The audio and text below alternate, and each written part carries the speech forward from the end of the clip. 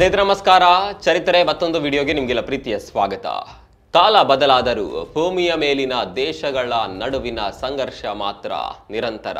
ನೀವು ಗಡಿಯಲ್ಲಿ ನಡೆಯುವ ಸೈನಿಕ ಯುದ್ಧಗಳನ್ನು, ಆರ್ಥಿಕ ಸಮರಗಳನ್ನು ಕೇಳಿರ್ತೀರಿ, ನೋಡಿರ್ತೀರಿ. ಆದರೆ ಇದೀಗ ಜಗತ್ತು ಲೈಂಗಿಕ ಯುದ್ಧ ಎಂಬ ಹೊಸ ಹಾಗೂ ಭಯಾನಕ ಅಧ್ಯಾಯಕ್ಕೆ ಕಾಲಿಟ್ಟಿದೆ. ಈ ಗುಪ್ತ ಸಮರ ಈಗ ಅಮೆರಿಕ ಅನ್ನುವ ಮಹಾಶಕ್ತಿಗೆ ಸಾಕ್ಷಾತ್ ಶನಿಯ ರೂಪದಲ್ಲಿ ಒಕ್ಕರಿಸಿಕೊಂಡಿದೆ. ಪ್ರತಿಯೊಂದು ದೇಶವು ಜಾಗತಿಕ ವೇದಿಕೆಯಲ್ಲಿ ಮತ್ತೊಂದು ದೇಶವನ್ನ ಹಿಂದಿಕ್ಕಿ ತಾನೇ ಮುಂಚೂಣಿಯಲ್ಲಿರಲು ಹವಣಿಸುತ್ತಿದೆ. ಇದೇ ಕಾರಣಕ್ಕೆ ವಿರೋಧಿ ರಾಷ್ಟ್ರಗಳ ಅತ್ಯಾಧುನಿಕ ತಂತ್ರಜ್ಞಾನದ ಗುಟ್ಟುಗಳನ್ನ ಕದಿಯಲು ರಷ್ಯಾ ಮತ್ತು ಚೀನಾವು ಈಗ ಆಘಾತಕಾರಿ ಹನಿ ಟ್ರ್ಯಾಪ್ ತಂತ್ರವನ್ನ ಪುನರಾರಂಭಿಸಿದೆ. ಒಂದು ಕಾಲದಲ್ಲಿ ಸದ್ದು ಮಾಡಿ ಮರೆಯಾಗಿದ್ದ ಈ ಹನಿ ಟ್ರ್ಯಾಪ್ ಸಮರ ತಂತ್ರವು ಮತ್ತೊಮ್ಮೆ ಮುನ್ನೆಲೆಗೆ ಬಂದಿದ್ದು ಕೇವಲ ಅಮೆರಿಕದಲ್ಲಿ ಮಾತ್ರವಲ್ಲದೆ ಪ್ರಪಂಚದಾದ್ಯಂತ ತೀವ್ರ ಆತಂಕವನ್ನ ಸೃಷ್ಟಿಸಿದೆ. ಹಾಗಾದ್ರೆ ಈ ಲೈಂಗಿಕ ಯುದ್ಧ ಅಂದ್ರೇನು? ಜಾಗತಿಕ ದೈತ್ಯರಾದ ರಷ್ಯಾ ಮತ್ತು ಚೀನಾದ ಈ ಹನಿ ಟ್ರ್ಯಾಪ್ ಕುತಂತ್ರದ ಹಿಂದಿನ ಮುಖ್ಯ ಉದ್ದೇಶವೇನು? ಈ ಹೊಸ ಬಗೆಯ ಆಕ್ರಮಣವು ಯಾವ ರೀತಿ ಸದ್ದಿಲ್ಲದೆ ಜಗತ್ತನ್ನ ಆವರಿಸಿಕೊಳ್ಳುತ್ತಿದೆ? ಅತಿ ಮುಖ್ಯವಾಗಿ ನಮ್ಮ ದೇಶ ಭಾರತವನ್ನ ಕೂಡ ಈ ಲೈಂಗಿಕ ಯುದ್ಧ ಕಾಡಿತ್ತಾ ಮತ್ತು ನಮ್ಮ ಸರ್ಕಾರವು ಈ ಭೀತಿಯ ವಿರುದ್ಧ ಯಾವ ಕ್ರಮಗಳನ್ನ ತೆಗೆದುಕೊಂಡಿದೆ? ಈ ಎಲ್ಲ ಪ್ರಶ್ನೆಗಳಿಗೆ ಇವತ್ತಿನ ಈ ವಿಡಿಯೋದಲ್ಲಿ ಸಮಗ್ರವಾಗಿ ಉತ್ತರ ಕೊಡ್ತಾ ಹೋಗ್ತೀವಿ. ಬನ್ನಿ.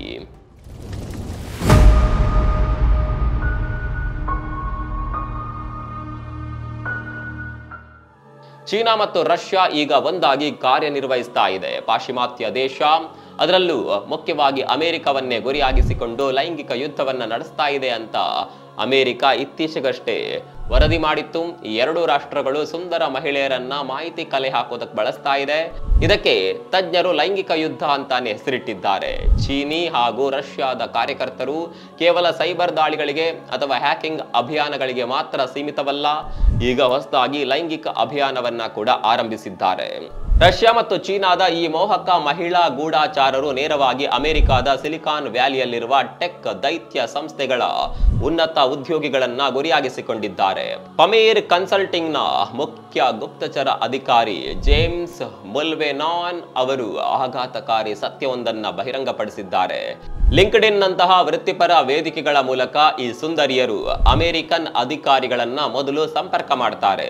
ಈ ಮಹಿಳಾ ಗೂಢಾಚಾರರು ಅಮೆರಿಕದ ಟೆಕ್ ವ್ಯಾಲಿಯ ರಹಸ್ಯಗಳ ಮೂಲಕ ಸರ್ಕಾರದ ಗುಪ್ತ ಮಾಹಿತಿಗಳನ್ನ ಮತ್ತು ಹೈಟೆಕ್ ತಂತ್ರಜ್ಞಾನವನ್ನ ಕದಿಯಲು ಸತತ ಪ್ರಯತ್ನ ನಡೆಸುತ್ತಿದ್ದಾರೆ.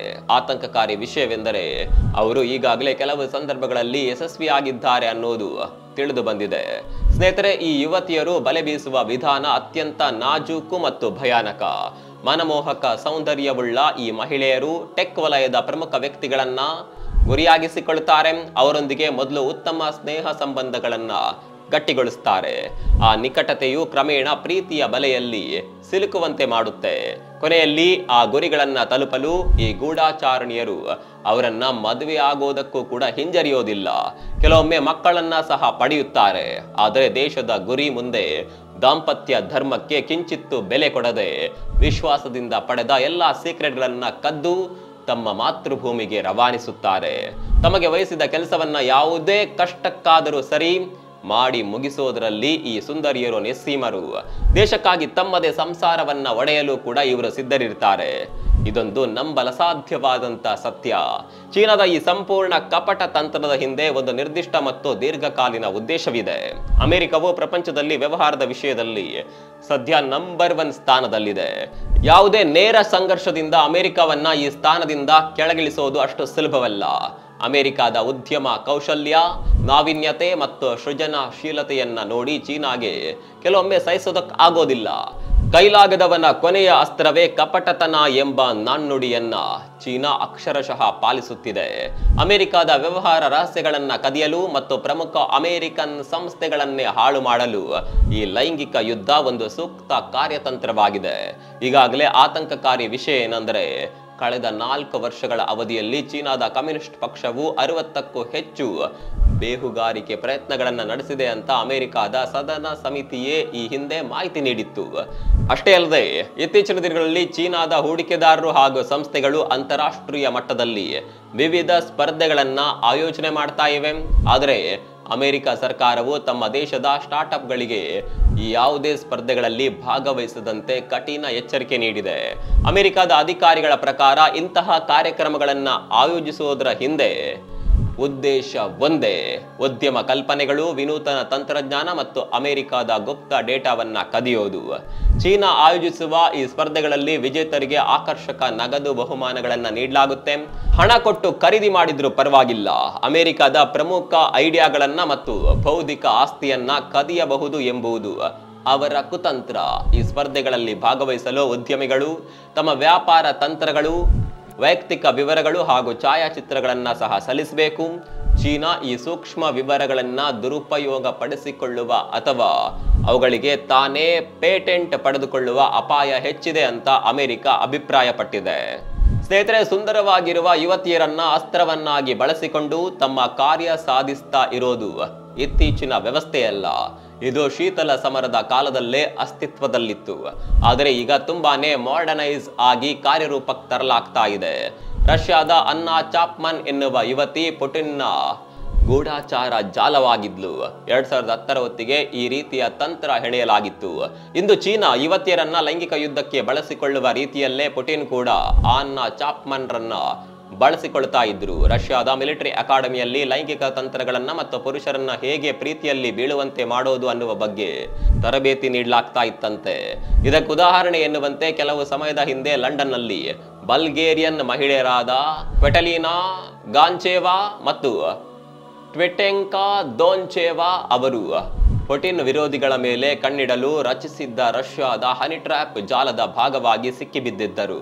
2011 ಮತ್ತು 2015 ನಡುವೆ ಅಮೆರಿಕದ ರಾಜಕೀಯ ವಲಯವನ್ನ ಪ್ರವೇಶಿಸಿದ್ದ ಫಾಂಗ್ ಎಂಬ ಚೀನಿ ಯುವತಿ ಇಬ್ಬರು ಮೇಯರ್ಗಳನ್ನ ಮೋಹಿಸಿ ಪ್ರಮುಖ ದಾಖಲೆಗಳನ್ನ ದೋಚೋದ್ರಲ್ಲಿ ಯಶಸ್ವಿಯಾಗಿದ್ದಳು. ನಂತರ ಆಕೆ ಚೀನಾಗೆ ಪಲಾಯನ ಮಾಡುವ ಮೊದಲು ಅಮೆರಿಕದ ಹಲವಾರು ಅಧಿಕಾರಿಗಳೊಂದಿಗೆ ಲೈಂಗಿಕ ಸಂಬಂಧವನ್ನ ಹೊಂದಿದ್ದು FBI ಪತ್ತೆ ಹಚ್ಚಿತ್ತು. ರಾಜಕೀಯ ಮತ್ತು ಆಡಳಿತ ವಲಯಗಳ ಮೇಲೆ ಹಿಡಿತ ಸಾಧಿಸುವುದು ಮಾತ್ರವೇ ಚೀನಾದ ಉದ್ದೇಶವಾಗಿತ್ತು. ಪ್ರಸ್ತುತ ಅಮೆರಿಕವು ಹನಿ ಟ್ರ್ಯಾಪ್ ಎಂಬ ಮಾರಕ ಅಸ್ತ್ರಕ್ಕೆ ಗುರಿಯಾಗಿದ್ದರೂ ಒಂದು ಕಾಲದಲ್ಲಿ ಈ ಕೆಟ್ಟ ಕುತಂತ್ರವು ನಮ್ಮ ದೇಶ ಭಾರತವನ್ನ ಕೂಡ ತತ್ತರಗೊಳಿಸಿತ್ತು. ಭಾರತದ ಮೇಲೆ ಇಂತಹ ಪ್ರಯೋಗಗಳು ನಿರಂತರವಾಗಿ ನಡೆಯುತ್ತಿದ್ದವು. 80-90ರ ದಶಕ ಪಾಕಿಸ್ತಾನದ ISI ನಮ್ಮ ರಕ್ಷಣಾ ಇಲಾಖೆ ಮತ್ತು ಸೈನಿಕ ಶಿಬಿರಗಳ ಮೇಲೆ ಕಣ್ಣಿಟ್ಟಿತ್ತು. ಪಾಕ್ನ ಮಹಿಳಾ ಗೂಢಾಚಾರರನ್ನ ದೆಹಲಿಯ ರಾಜತಾಂತ್ರಿಕ ವಲಯಗಳಲ್ಲಿ ನಿಯೋಜಿಸಿ ಭಾರತೀಯ ಅಧಿಕಾರಿಗಳೊಂದಿಗೆ ಸಂಪರ್ಕ ಸಾಧಿಸಲು ಪ್ರಯತ್ನಿಸಲಾಗಿತ್ತು. 1992ರಲ್ಲಿ ಒಂದು ವಿದೇಶಿ ಮಹಿಳೆ ರಕ್ಷಣಾ ಇಲಾಖೆಯ ತಂತ್ರಜ್ಞರೊಂದಿಗೆ ಸ್ನೇಹ ಬೆಳೆಸಿ ಮಾಹಿತಿ ಕದಿಯಲು ಪ್ರಯತ್ನಿಸಿದ ವರದಿಯು ದಾಖಲಾಗಿತ್ತು. ಪಾಕಿಸ್ತಾನ ಬೀಸಿದ ವಿಷಗಾಳಕ್ಕೆ ಭಾರತೀಯರು ಬಲಿಯಾಗಿದ್ದರು. 2005ರಲ್ಲಿ ಭಾರತದ ಪ್ರಮುಖ ಹನಿ ಟ್ರ್ಯಾಪ್ ಪ್ರಕರಣ ಬೆಳಕಿಗೆ ಬಂತು. ಭಾರತೀಯ ಸೇನೆಯ ಸಂವಹನ ವಿಭಾಗದ ಓರ್ವ ಹವಲ್ದಾರ್ ಫೇಸ್ಬುಕ್ನಲ್ಲಿ ಪರಿಚಯವಾದ ಪಾಕಿಸ್ತಾನ ಮೂಲದ ಮಹಿಳೆಯೊಂದಿಗೆ ಸಂಪರ್ಕ ಬೆಳೆಸಿದ್ದ. ಪ್ರೀತಿಯ ಹುಚ್ಚಿನಲ್ಲಿ ಅವನು ಆಕೆಗೆ ಸಂಪೂರ್ಣವಾಗಿ ಶರಣಾಗಿದ್ದ. ಆಕೆ ISIನ ಗೂಢಾಚಾರಣಿಯಾಗಿದ್ಲು. ತನ್ನ ಪ್ರಿಯತಮೆ ಎಂದು ನಂಬಿದ್ದ ಸೈನಿಕ ಆಕೆ ಕೇಳಿದ ಸೈನಿಕ ನೆಲೆಗಳ ಚಿತ್ರಗಳು ಮತ್ತು ರಹಸ್ಯ ಮಾಹಿತಿಗಳನ್ನ ಹಂಚಿಕೊಂಡಿದ್ದ. ಕೊನೆಗೆ ಸತ್ಯಾಂಶ ಬಯಲಾದಾಗ ಆತನನ್ನ ಸೈನ್ಯ ಬಂಧಿಸಿತು. ಪ್ರೀತಿಯ ನಾಟಕವಾಡಿ ದೇಶದ ರಹಸ್ಯಗಳನ್ನ ಕದಿಯುವ ಇಂತಹ ಘಟನೆಗಳು ಆಗಿನಿಂದಲೂ ಸಾಕಷ್ಟಿವೆ. 2018ರಲ್ಲಿ ರಾಜಸ್ಥಾನದ ಜೋಧ್ಪುರದ ವಾಯುಪಡೆಯ ತಾಂತ್ರಿಕ ಘಟಕದಲ್ಲಿ ಕೆಲಸ ಮಾಡ್ತಾ ಇದ್ದ ಏರ್ ಫೋರ್ಸ್ ಅಧಿಕಾರಿ ಪಾಕಿಸ್ತಾನಿ ಹನಿ ಟ್ರ್ಯಾಪ್ ಬಲೆಗೆ ಸಿಕ್ಕಿಬಿದ್ದಿದ್ದ. ಆತನಿಗೆ ಫೇಸ್ಬುಕ್ ಮೆಸೆಂಜರ್ನಲ್ಲಿ ಮೆಸೇಜ್ ಮಾಡ್ತಾ ಇದ್ದ ಮಹಿಳೆಯೊಬ್ಬರು ಡಿಫೆನ್ಸ್ ಜರ್ನಲಿಸ್ಟ್ ಅಂತಾನೆ ಐಡಿಯನ್ನ ಕ್ರಿಯೇಟ್ ಮಾಡಿ ಇಟ್ಟಿದ್ಲು. ನಿರಂತರವಾಗಿ ಅಧಿಕಾರಿಯ ಜೊತೆಗೆ ಮಾಹಿತಿ ವಿನಿಮಯ ಮಾಡುತ್ತಿದ್ಲು. ಹೀಗಾಗಿ ಈಕೆ ನಿರಂತರವಾಗಿ ಅಧಿಕಾರಿಯ ಜೊತೆಗೆ ಮಾಹಿತಿ ವಿನಿಮಯದ ಬಗ್ಗೆ ಮಾತುಕತೆ ನಡೆಸ್ತಾ ಇದ್ಲು. ಇದರಿಂದಾಗಿ ಆಕೆಗೆ ನಿರ್ದಿಷ್ಟ ಮಾಹಿತಿಗಳು ನಿರಂತರವಾಗಿ ಲಭಿಸ್ತಾ ಇತ್ತು. ಕೊನೆಗೆ ಮಾಹಿತಿಗಳನ್ನ ಕಳಿಸಿದ್ದಕ್ಕಾಗಿ ಆತನನ್ನ ಬಂಧಿಸಲಾಯಿತು.